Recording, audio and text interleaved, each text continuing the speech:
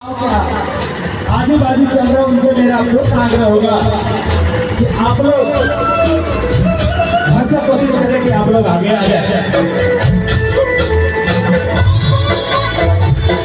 और विधि व्यवस्था बनाए रखने में पूर्ण मदद करें। धीरे धीरे गाड़ी को आगे बढ़ाते रहे। जो फल वितरण करना चाहते हैं उनसे मेरा आग्रह होगा कि जहाँ सार्वजनिक छठ पूजा समिति के द्वारा स्टेज बनाया गया है वहां पर जाकर के आप लोग फल वितरण करने का काम करेंगे। किसी के रास्ते में जो भी गाड़ी आती जाती है उनको पूर्ण सहयोग करें।